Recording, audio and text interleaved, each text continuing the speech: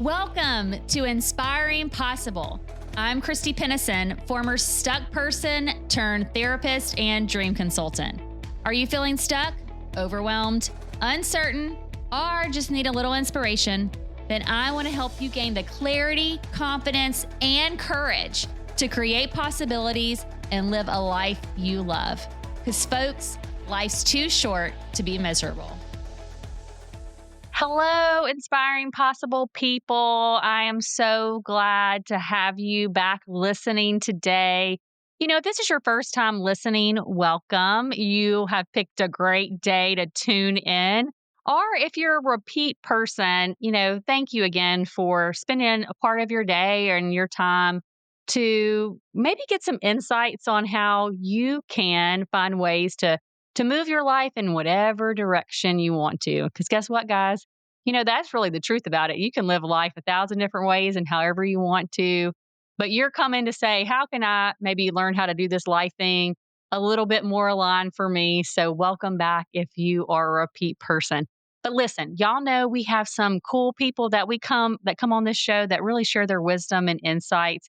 And I have a really cool person today that is really going to help you if you are kind of one of those people that just get stuck in trying to make changes. Maybe you've tried to make a change multiple times in your life and you just can't get past that start. Maybe you start something, but you don't follow through on it. Or maybe you get stuck with just when change gets hard, you just throw in the towel. And listen, if that's you, that's called being human. So congratulations, you have arrived to life. But I have an expert, guys, on who is not only a trailblazer in personal development and transformation. She is very renowned for her expertise in helping individuals and empowering them to break through their barriers to unlock their full potential. So we got the expert for you today, okay? And a lot of times she's going to help. She also is an expert in helping you pinpoint self-sabotage. And for those listening, you know what I'm talking about. You know that time where you start something and then you just sabotage yourself from doing it. And you had a really good idea, but that really good idea goes poof in 5.5 seconds. So thank you for coming today because I have Dr. Audrey Schnell on, and she's going to tell us a little bit about this change thing. So welcome, Dr. Audrey. Thank you so much, Christy. I'm excited to be here. It's my favorite thing to talk about. Yeah, well, let me ask you this. Why is it your favorite thing to talk about? You know how there are just things that you, I guess, are good at or passionate about, as they say, although I'm not sure I believe in passion. But this is just like breathing to me. I guess I knew from an early age that probably a somewhat dysfunctional family, but this is what I was good at. Working with people, seeing people's blind spots, having intuitions, and connecting with people, and just have an innate desire and skill, thankfully, to help people reach their full potential, because that's what I wanted for myself. Yeah, I mean, listen, I don't know about you, but I haven't heard many people. I used to say this when I'd work with clients in the therapy room that I never met a person that came in and was like, you know what, Christy, I'm here because I want to be more miserable and I want to backwards track my life and fall under my less potential. I think most of us that are seeking some type of change in our life, we want to see it in the positive direction, right? We don't want to see it in the opposite direction. Right. Although, let me start out by just sort of defining self-sabotage. Okay, yeah, let's do that. It really should be called self-survival, because where self-sabotage comes from, where our inner critic comes from, is basically our primal survival instinct. Avoid danger. And anything that's new, anything that's challenging, anything that's scary, even if it's something we want, consciously, unconsciously, is scary. And our inner critic, our survival mechanism will pull out every trick in the book to get us not to go there. Yeah. So it looks like, gee, I want to lose weight, but I keep eating the same cookies. Or I really want to go back to school, but, I just never get around to filling out that application. Or I really want to meet new people, but I don't really want to go out of the house tonight. Yeah. So it's that voice that's just trying to really keep you safe in a way. Safe Or in what a would you way, say? and sometimes it's easy to recognize because it's really obvious. The problem is, and I'll bet this is what happens to your audience, when you're really smart, it's harder to spot the self-sabotage. So, Okay, well, let's I'll talk give you about an this. yeah, so let me give you a great example. I worked with a client, an older woman, been a fitness instructor her all her career, really skilled at what she did, and had wanted to start a group for like 2 years and just never got around to doing the work, or she'd do the work, but she wouldn't launch it. And when I met with her, it was obvious that this was what she wanted to do, but she kept talking herself out of it. So she'd say things like, maybe I'm just too old for this. Seems a reasonable thing to say. Or, and this is where it really got clever, gee, I haven't done it yet, so maybe I don't really want it, even though she clearly did. So we can talk ourselves out of things, and sometimes there's a seed of truth in it, or sometimes it seems very reasonable by, superficial standards, and so we don't always recognize the self-sabotage. And so that's the first clue, is that if I'm not doing what I want to do, something's going on. Yeah. Well, and how do you help people? Because, like you said, I'm thinking to myself, these smart people, right? And then I would say smart, because we all have different gifts and talents. But Yeah. there are some really good thinkers out there, right? That can think their way into all kind of different things, Oh, right? yeah. So tell me kind of how you help people identify when they actually are self-sabotaging, when, and like you said, self-survival in a lot of ways, when they may not be 100% conscious of that. Right. So the first thing, of course, is to get conscious of it and remove the shame, remove the self-blame, remove the obstacles. And we need somebody else to point it out. We can't see our blind spots. That's why you and I do what we do. We help people see what they can't see. Um, and then find ways to approach it, and challenge. I often challenge I just joked the other day that therapy was kind of like the program Jeopardy. It's not the answers that are important, it's the questions.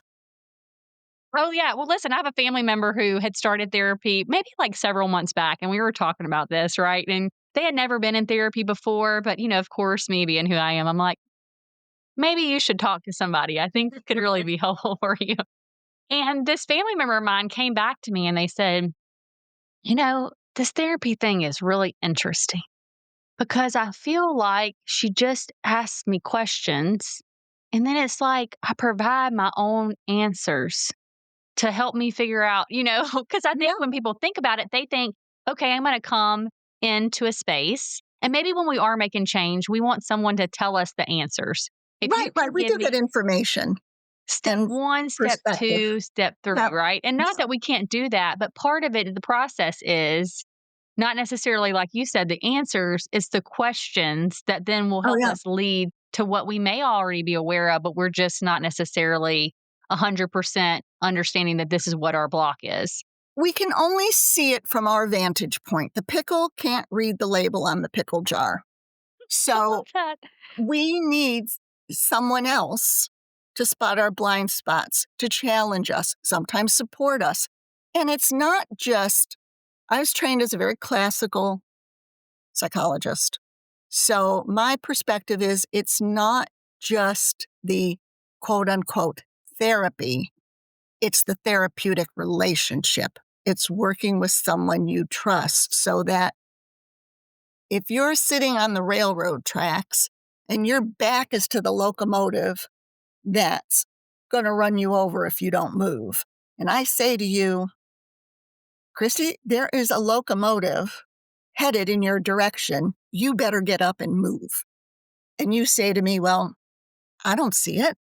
I'm not going to move. But if you trust me, you're liable to say, well, I don't see it, but I know you have my best interest at heart and I believe you, so I'm going to get my ass off the tracks.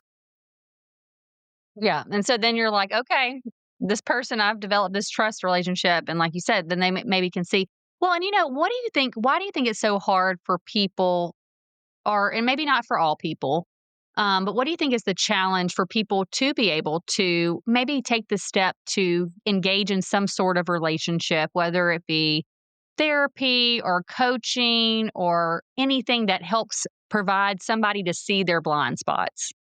I think it takes somebody who values personal growth. I think it takes a degree of courage, and I think it takes in deciding that change is better than the pain. When the pain gets bad enough, just human nature, when the pain gets bad enough, we look for solutions.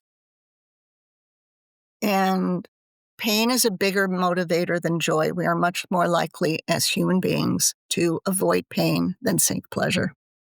So the pain is a huge motivator. And there's some degree of being willingness, the willingness to look. It's classic, and I'm sure you've seen it. People who said they want change, but only a small part of them wants it. The rest of them is still, for whatever reason, no judgment, but for whatever reason, is still consciously and unconsciously invested in where they are, really totally afraid to move. Um, and that's why I think really, I consider it almost an act of grace when somehow we are pushed into, whether it's hitting rock bottom or whatever, but being pushed into, I've got to work with somebody. I 1,000% agree, and I never thought about it that way, but I can think about my times in my personal life, right, where I was pushed.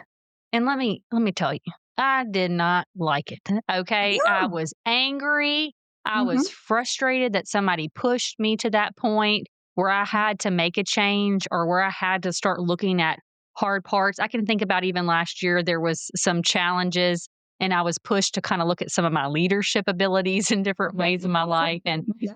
And I didn't like it. I was like Oh. probably the person dragging my feet, and here I am, Mhm. the guest of this podcast, but Yeah. I didn't like it. But in the end, after I've went through the process and maybe had someone that I got to help me look at some of my blind spots and helped me change my perspective, man, what a grace it was that I got pushed. Because if not, I would still be stuck in a certain type of pain, to your Yeah. point, that I didn't realize how much it was actually causing me. Yeah. And yeah. So I like how you said that. And I like how you said the courage to reach out for help or for say, I really need to look at something or I need somebody to help me look at this Mhm. differently. Cause that's hard. It's very hard, and superficially, we're in a culture that seems to, erroneously value, I don't ask for help, like it's some badge to be proud of. But really all it's doing is protecting us, shielding our vulnerability. But, yeah, ask for help, and obviously choose wisely, but if you really, I think our values, people underestimate, I think, the importance of recognizing what your values are. Because if you value learning, if you value growing, you will take more risks in that direction because Yeah. you'll Well, be and how in do you help alignment. people kind of, because I know values is a big thing, but I don't think we always think about it or look at it. Or how do you help people kind of get clear on number one, maybe what is their readiness for change? Because that's a Mhm. big one, right? And then number two, how do you help them look at what they value? So the first step is to ask people, how committed are you to change? And I work with people who are an 8 or a 9 or 100% in. Why not be 100% in? Um, and sometimes people will say, well, I'm only about 60% in because I know I'll fail. And I'm like, that's like getting married and saying, well, gee, I'm only about 60% sure I won't have an affair. It just, why not be 100%? Why not be 100%? And so if somebody says to me, well, I think I'm only a 60, sometimes I'll ask why. Sometimes I'll ask, all right, what would it take for you to be 100% in? And see what they say. I get curious. Because often, sometimes they are really committed, but are afraid, don't trust themselves for whatever reason. And sometimes they're just not committed. And so they're not my client. Yeah. Yeah. Well, That's it's all. interesting. We were actually just talking about this. I was talking with some of the clinicians that are in a group that I have. And we were actually kind of percolating on this today and about how do we, again, not that we don't want to help the people that are at that that 10%, 20%, 30%, but you really can't necessarily help people all the time until they're really saying, I'm ready for this change. Yeah, they Right? gotta do the work. They gotta do the work, Yeah. and I think it was Cy Wakeman, who's a leadership coach, who said, "Work with the willing." There's this temptation to save people, to go after the client who never shows up, or, go after the person who, uh, won't follow their food plan. When you want things for them more than they want them for themselves, it's that you gotta ask yourself, "What am I doing here?" You know? "What am I doing here?" And sometimes the best thing you can do for that person is to say either, "I don't believe you're ready to do this work," or I'm not the person for you." Yeah. And that's hard. That's even hard for family members, right? That's like Mhm. they're coming to you for help for a certain situation. Maybe they need your help in this. And to tell them like, listen, it's not that I don't want to help you. It's that I need you to be working just as hard, if not harder, than I'm working at helping you. Right, and especially if it's a family member, I will go back or a friend even, and I will say, "Look, a lot of why these relationships work is the relationship. And we don't have that kind of relationship. We have a friend relationship." What did I hear the other day? And I thought it was so true for coaching anyway. Clients can become friends, but friends should never become clients. Okay, say that louder for people in the back. Okay. It is. It can. There's already that set relationship that Yeah. you can't it's like I don't know what the psychology around is it, but it's like almost impossible to make that shift because you've already been in this role that's a Yeah. friendship and you're not always going to hear objectively and I may not be able to be objective towards you No, no, in a we way won't have that's the going to be authority. that's going to serve you. Yeah. Yeah. And there's too many other relationship things that can come into play if you start out as friends. So clients become friends. Friends should not become clients. But it's really about and not that there aren't ups and downs, you know, because we hit resistance with clients. It's it's not linear. There's peaks and valleys to our life. There's peaks and valleys to coaching and therapy, which are very different. So let me just get this out there. I consider psychotherapy to be very different from coaching. Coaching is much more goal oriented. I'm much more directive. It's a different relationship than the therapeutic, to me, relationship.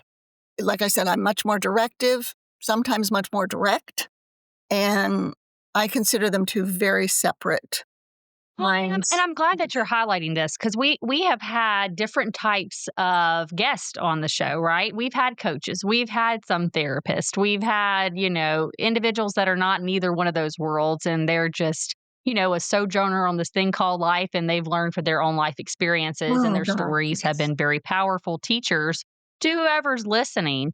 But, I do, maybe you can elaborate on this a little bit more because there might be somebody listening that says, Christy, I've heard some different guests that you've had. And, I maybe am trying to contemplate somebody that I might need in my life to point out those blind spots. And maybe I'm at that readiness for change. Maybe I've been listening to this podcast for a minute and I've realized that I've been trying to do it on my own, but that's not working too well. And I might need somebody to point out these things that can help Mm. me move forward. When would you say, because you've been in both worlds, when would you say it's appropriate to say, this is what needs therapy?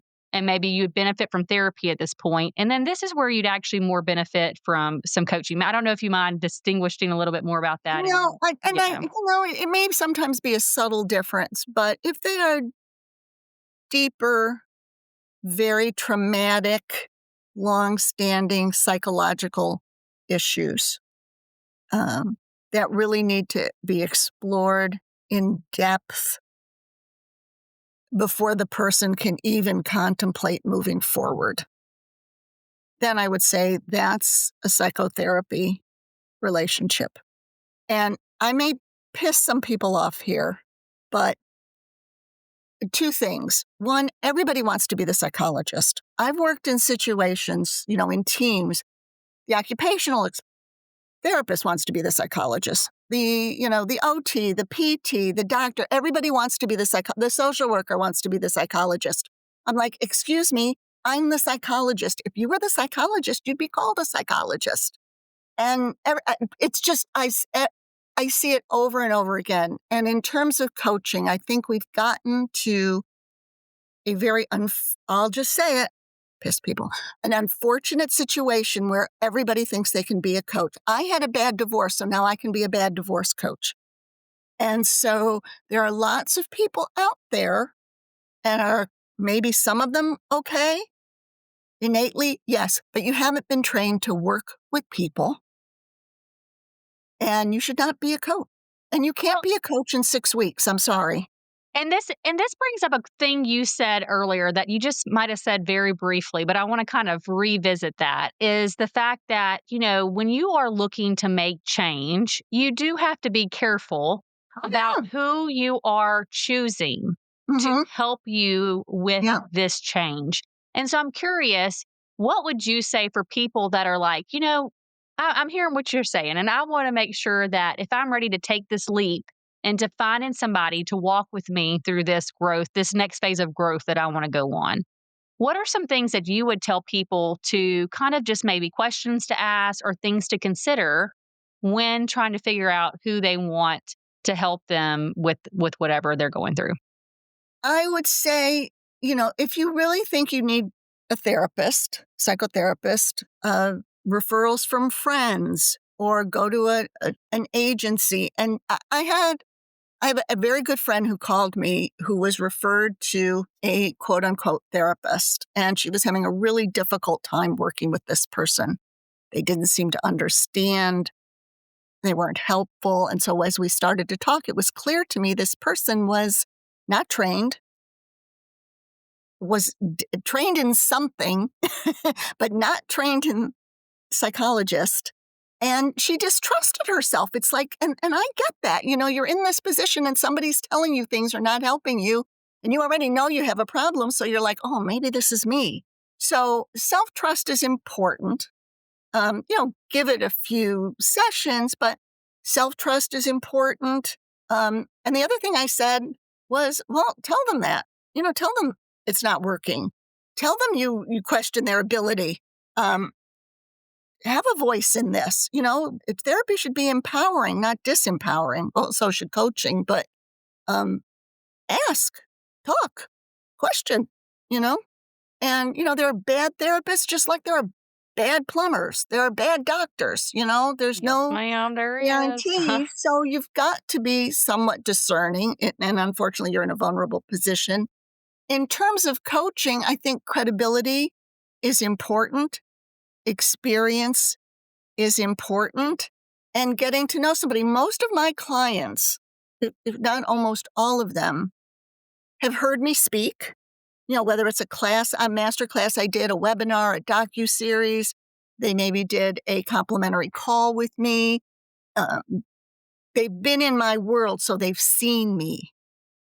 And that builds trust and credibility, and they know they want to work with me.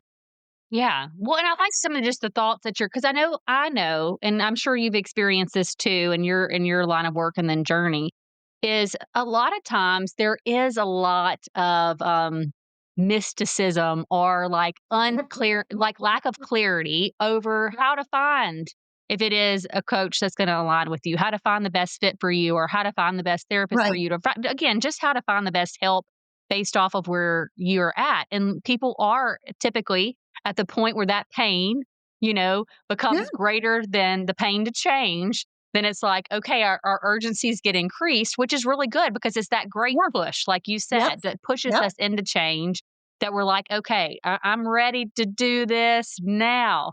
And it is hard. I'll be honest with you. When I even hear stories, and I'm sure you've heard stories before too, where people have not gotten the right help for them in Mhm. that season. And they've maybe gotten misled or they've gotten into a situation where they're trusting this person to help them and it's actually been more Oh, yeah. harmful than it has been helpful. Yeah, you've heard those stories? Yeah. Oh God, from everything, whether it's a coach or a business coach or a life coach. Yeah. It's gotten, sadly, it's gotten worse because, um, it's become a hot market. So all you see out there are programs that, become a coach in 6 weeks. So I'll tell you two funny stories, or sort of funny Oh, stories. let's hear them. One, when I was first out of college, brand new psychotherapist. I was what, 28 years old. And I like wanted to lie and say, I've been divorced 4 times, I'm a recovering alcoholic. I felt like I had no credibility because I was young. Now I feel like age is working in my favor, number 1. Um, Number 2, the other thing I know is that when I was a therapist, people would call to make appointments, right? We'd get on the phone and they'd call me in pain and in panic. This is my problem. I learned very early on never to give good phone because the minute you take the pain and pressure away over the phone, they never show up. Well, and the truth is that sometimes in the first few, like whether it be coaching you whatever Oh yeah, sessions, right? I yeah, mean, that oh, happens even then where I feel a little bit relief from my pain. So I must be healed. And I'm not saying that that isn't the experience. yeah. That can't be possible. It is possible, Sure, right? sure. I know exactly what you mean. Sure, they get a But little, they get a little momentum, a little inspiration, uh, and think they've got it. And if you've built a good relationship, they come back and say, "Gee, I think I need more than this." yeah, and we've all been there. I've been there Yeah, where I'm like, "Woo, I'm oh, feeling good. Yes, yeah. thank you, my therapist or my coach or my consultant or whoever you are. You have you have helped me see the light." And then Oh gosh. it never fails. There's like a week or 2 of really bad challenges that you're like, I'm going back to these same patterns of behavior. Maybe I haven't really rewired that thought." Oh But yeah. yeah, but I want to highlight something you said. I mean, anybody that whenever you're seeking help, you have to be able to say over so many times, do I trust this person? Because I loved your analogy of the person sitting on the railroad tracks. And that trust building takes time, It you takes know. time. Yeah, I mean, it's not gonna happen over 2 sessions, and in fact, if you trust somebody over 2 sessions or two meetings and you're like, "Woo, this person, whatever they say, I'm gonna do," then again, that might be another area to explore about building trust quickly. But you do have to, at some point over time, be able to trust this person that you're coming to seek help with. Yeah, and there's sort of also a movement now, I would say, that, well, nobody cares about your credentials. Nobody care. I think people should still care about credentials.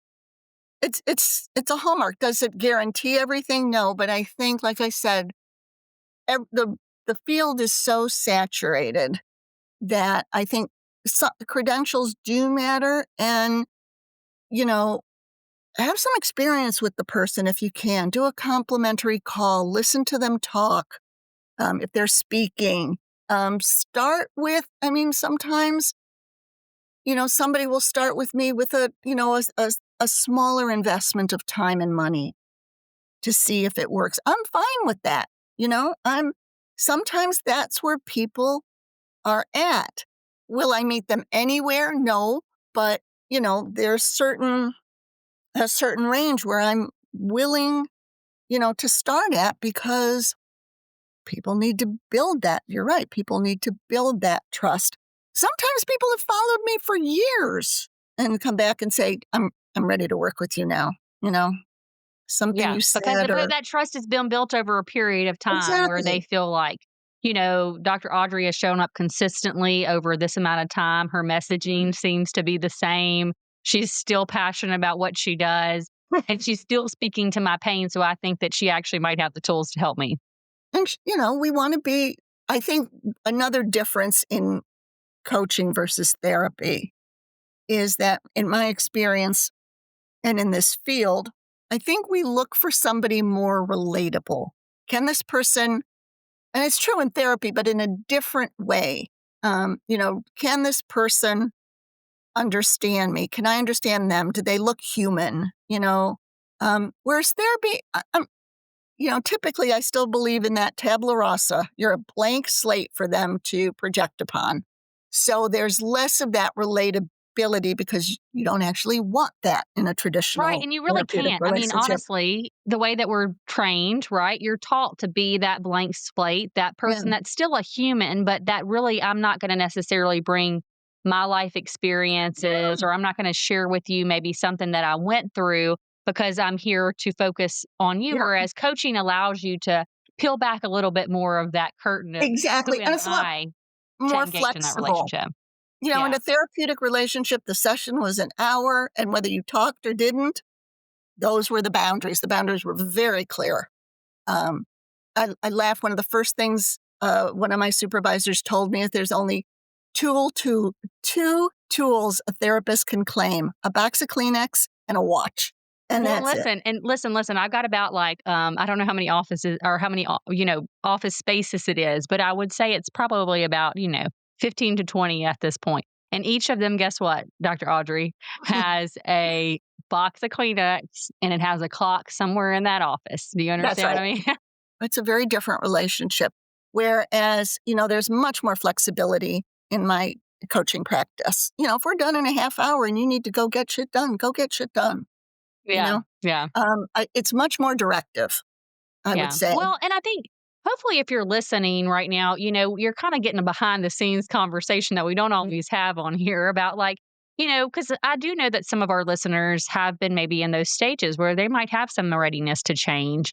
And it is hard to navigate what is the best help for me wherever I'm at. And I love how you just highlighted a lot of different things is Yeah. the person that's helping you change is important Yeah. getting in that readiness stage and having yourself grace if you're not yet there yet. I mean, sometimes we're not ready to let go of things that we're going to have to let go of if we're going to change. Because I mean, you can't keep on holding on. You have to let go to order to get to somewhere else, right? We can't stay in the same place and then move forward at the same time. I mean, at least I ain't figured this out yet. One of the my tenets when I was a psychotherapist applies to therapy and coaching. This is my little, I don't know, mantra. I guess is it a mantra? I don't know, but it's like you got to know when to support, when to confront, and when to threaten to maim. Threaten me. I worked with Tell me more about that adolescents. last 10, and I'm curious, it, Dr. Audrey, you want to it came threaten to from me. work with actually juvenile delinquents. Okay. You really had to know when to support them, when to confront them, and when to threaten to maim. Yeah, listen, you must have been in my early clinical days where I did work with a lot of juvenile delinquents or those Mhm. that were at risk of being involved in the Yeah. juvenile justice system. And you have to pull out so many tools, but sometimes you're being that supportive role. Sometimes you're holding, that Oh, feet to the yeah. fire. And sometimes you're like, listen, you're not going to come beat me up. Like that's not happening No, today. So no. let's figure And out what we need to do to set that boundary line. And I'm not saying that that ever happened, but oh, yeah. I had some challenging teens, I ain't gonna lie. Oh, yeah. No, and you've got to maintain that. Um, and I had a supervisor who was just brilliant at this just by nature.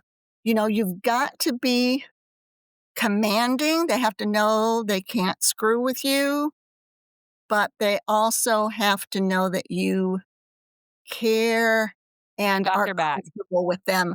They will spot weakness like it's their like they've got a tool for it, which Well, they do actually. But yeah, but what and great it's teachers. I mean, those teens were the best oh teachers for god, me because I'm telling you what, I'll never forget, I was fresh out of grad school, Dr. yeah, Audrey, and I remember I went into the home of this one teen, And I'm telling you what, I was kind of in a state of shock because I'm like, I don't think they prepared me for this in this Yeah. school that I went to.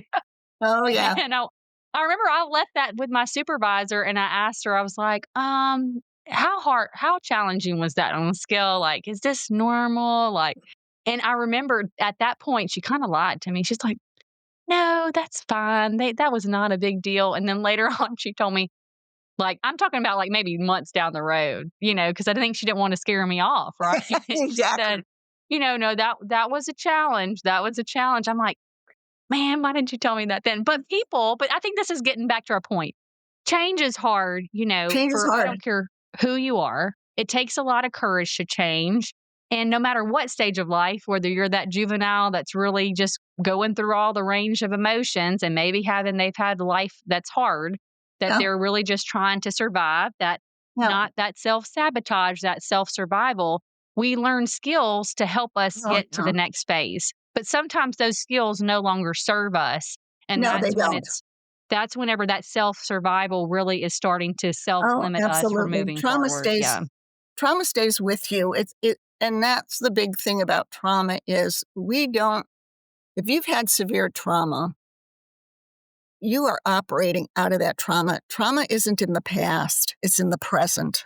And that's when it has to be um, worked with. So let me say a couple of things, if I might, so that I can Sure. give your audience actually something concrete instead of my musings.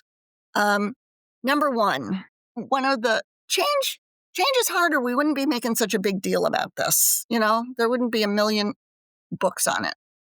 One thing that can be really helpful is to first recognize and this comes from a lot of addiction work, what stage of change am I in? Is it not even on my radar? Somebody else is telling me I have to do something, but it's not on my radar. You know, am I, maybe, pre-contemplating it? Yeah, maybe I need to do something. Maybe, maybe I'll think about it. And then, more contemplative and, well, gee, let me go check out some addiction programs, for example. It's a really easy analogy or metaphor. Let me go, and then you need to realize that thinking about doing stuff and actually taking some action is not where you stop. It's like saying, well, I bought the course, and we get that dopamine hit and we get that sense of relief, and then we never listen to the course. So it always has to translate to actual action. And that's where most of your audience is going to be stuck, is between this contemplation. I bought the book. I bought the yoga pants, but I Or haven't listen actually to the started practicing. podcast, which is some action, Yeah, right? yeah, yeah. And it's a step, but also realize that uh, action pretty much trumps good action. The right action pretty much trumps almost anything. You've got to get to the point where you actually cross into action. The other piece that I think is very, very helpful to hear, and this is where a lot of people get stuck. Your goal should be out of your comfort zone. And that's a phrase we hear all the time. You've got to get comfortable being uncomfortable. Yeah, you do. So your goal should be out of your comfort zone. Your next step should be in your comfort zone or you won't take it. Yeah. I like that too because, you have to take something, right? But sometimes asking people to leap way out into the You can't do unknown it. is, a big ask that You know, most of us have a really challenging time doing. yeah, you can't. Yeah, there's, somebody in their 20s who drank a 6-pack of beer and never ran and then did a marathon the next day. But for most of us, we can't go from not exercising to doing a triathlon in one day.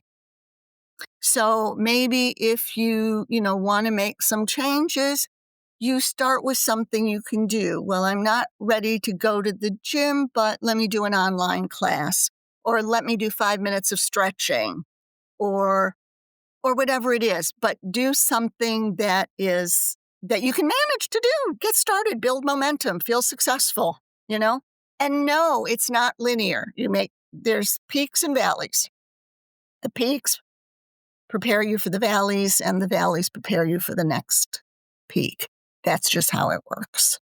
Yeah, look, and that's a hard thing to kind of grasp your head around because I think we want change to be linear and we want it to be at a linear incline that's going like a straight line Oh, incline.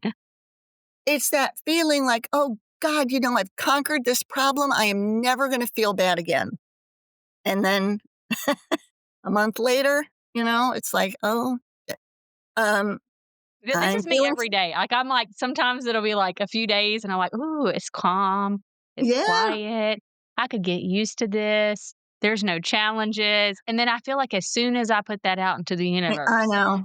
it's like, but bam. And then but the more but more you recognize what's happening, I think it can be easier to move through it. It just takes some time and practice. Yeah, it's not the valleys aren't the end and the peaks aren't the end.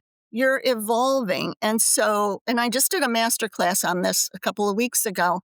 If if you're trying all the things that used to work and they're not helping, it's not because there's something wrong with you or because you're broken or nothing's going to work. Those things worked for the old you. The new you needs different tools, a different path. And that should feel good because that means, oh, I'm growing. If we're at a peak and nothing else happens, we haven't grown. Yeah. Haven't Yeah. grown. And Well, it's like so, that zigzag, right? Like it's like I yeah, got to the peak, but if I always just stay at the peak, then am I really being able to live? I'll be honest with you. I mean, don't get me wrong. I don't know if you hike, but I've hiked many times before. And when I get up to the top, I'm like, whoo, oh because it God. might have been hard to get there. Like I've done some scary hikes too that's really questioned my sanity factor. Oh, But yeah, tell me about it.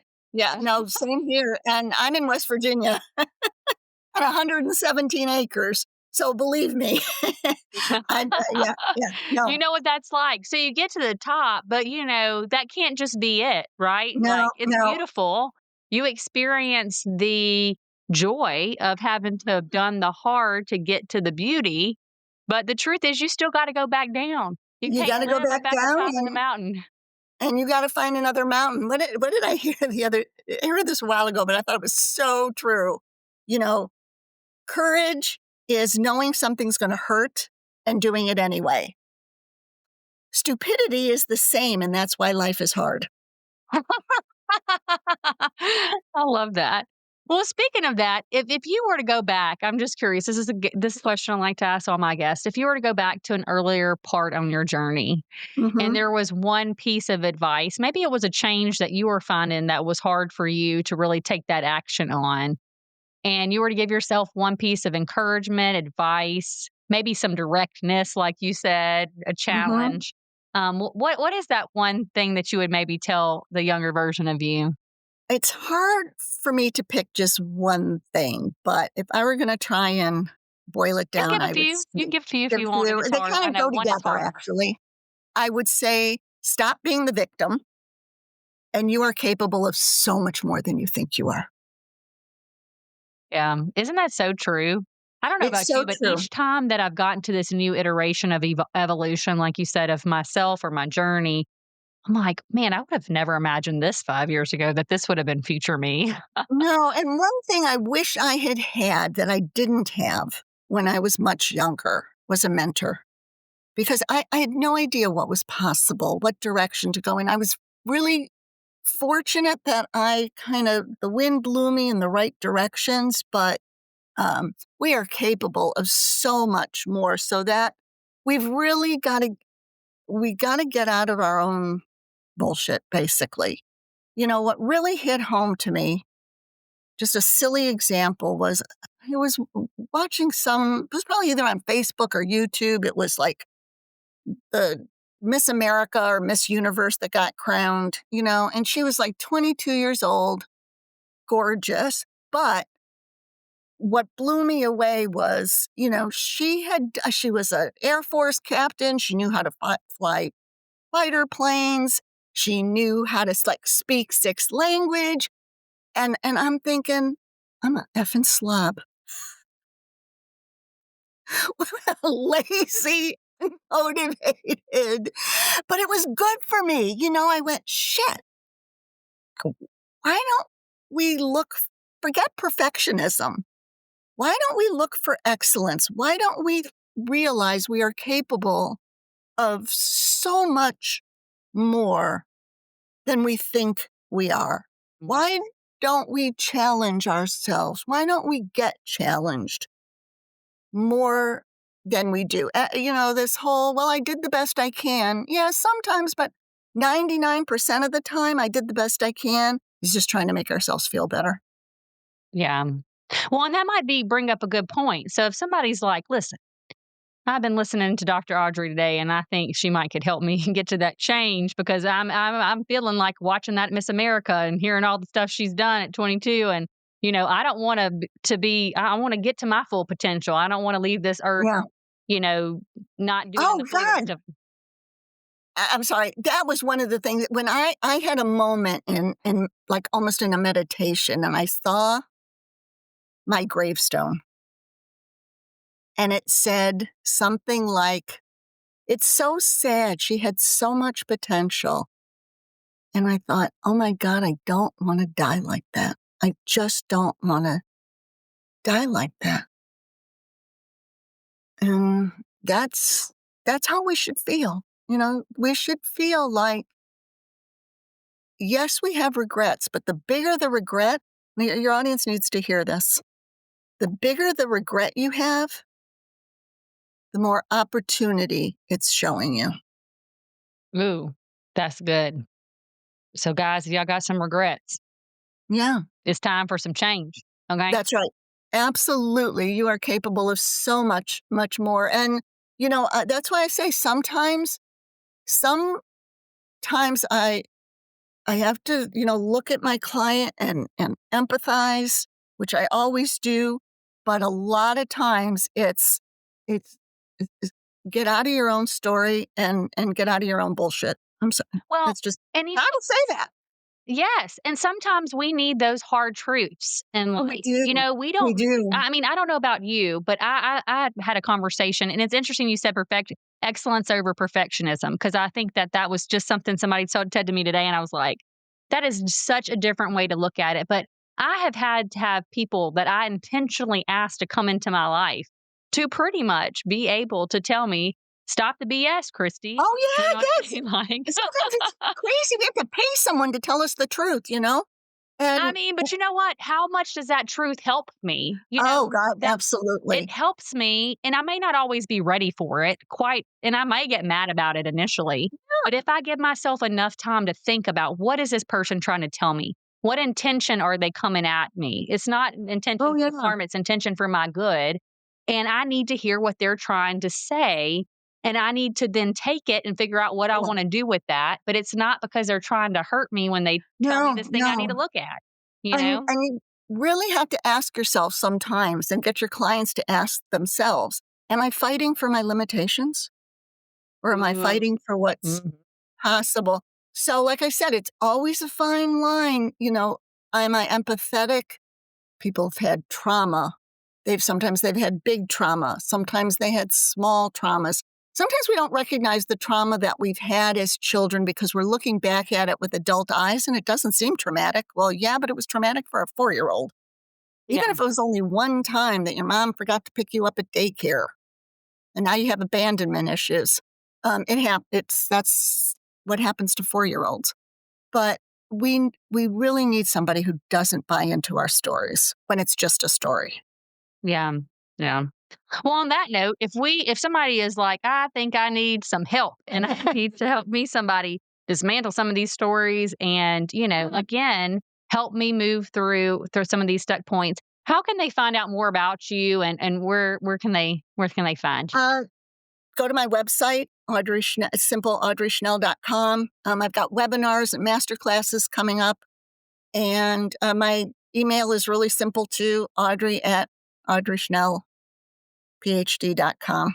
And I can send you a couple links to Oh, yeah. most of what And we'll it link them is. up with the show notes for those that are interested in Awesome. kind of finding out more. So, well, Dr. Audrey, I just appreciate you so much, not only for, going through your own journey and, imagining where that tombstone could read and pushing Yeah, yourself past that to yeah, reach that full potential, but then to also turn around and be like, okay, well, and I know this has probably been your life's work. How can I also help people be able yeah, to move through these stuck places to get them to be able to reach whatever is possible for them. So I appreciate you yeah, coming and sharing your insights. It was a really fun conversation, and people got to hear a little bit behind the scenes of just some contemplations from some professional helpers. That's what we are, professional helpers, and kind yeah, of maybe the ways that you can get into that action part of change. yeah. Exactly. Exactly. Thank you Yeah. so much. It was an honor to be here.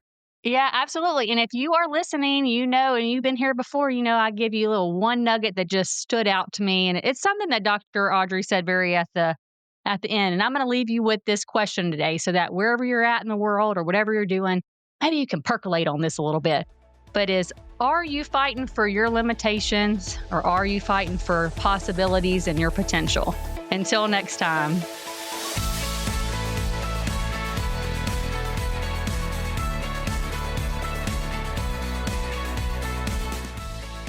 That's all for today on Inspiring Possible. If you found a little inspiration today, please go on over to iTunes, Spotify, or wherever you tune in to listen to leave us a comment and rate us. Also, make sure and link up with me at inspiringpossible.com to get the free Dream It, Write It, Do It workbook. And don't forget to follow us on social media and share this with anyone who needs to be inspired. Remember, if you can believe it, it's possible.